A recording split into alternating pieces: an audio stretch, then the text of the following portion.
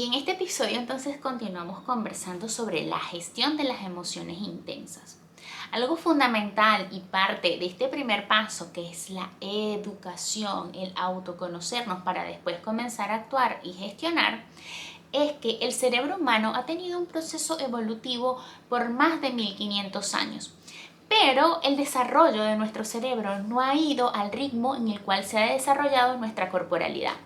De tal manera, y como dato relevante, es que la neocorteza del cerebro humano tiene aproximadamente 3000 años de haberse comenzado su proceso evolutivo. Por lo tanto, la neocorteza y todo lo que es referido al pensamiento cognitivo es realmente bastante joven, muy nuevo en todo lo que es el proceso evolutivo del cuerpo humano. De tal manera que una vez que comenzamos a usar nuestra neocorteza, entonces aparece esa necesidad de todo pensarlo, gestionarlo, buscarle el por qué me pasa esto. Y eso lo que ha traído como consecuencia es que la mayoría de los seres humanos nos quedamos en el pensar, en el proceso cognitivo, y no le damos uso al resto de nuestras funciones cerebrales, que son las encargadas de acompañarnos en ese proceso de autogestión. Entonces ahí hemos visto cómo esta parte del cerebro humano se ha desarrollado muchísimo más, pero es relativamente joven. Previo a esto, el ser humano no tenía proceso cognitivo como tal. Entonces, el humano de las cavernas, el Homo sapiens, vivía permanentemente en estado de lucha o huida. ¿Por qué? Porque estaba buscando todo el tiempo en la caza, en la gestión y buscar alimento para proveer a su grupo familiar o su comunidad. Y una vez que llegaba la noche, volvía de nuevo a la caverna.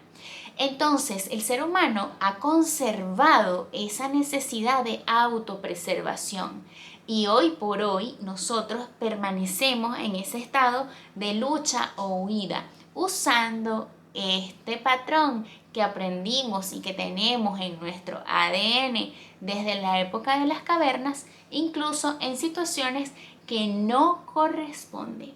Entonces, la gran reflexión de este episodio es: ¿luchas o huyes? Los comportamientos humanos se derivan o se dividen en dos grupos.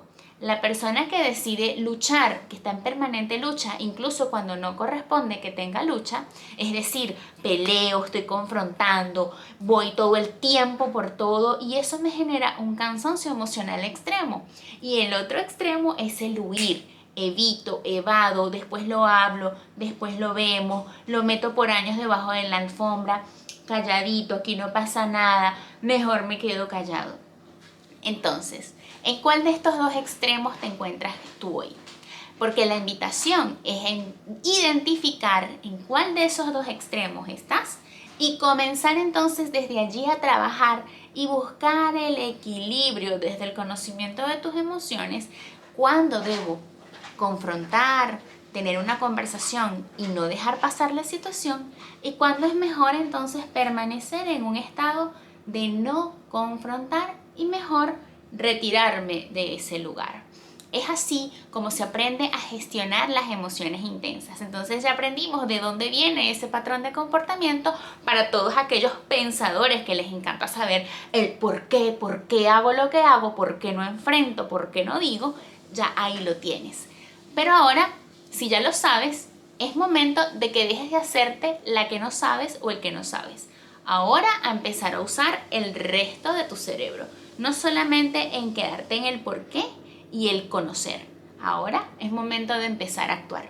Y en el próximo episodio te voy a compartir entonces el ejercicio de este capítulo.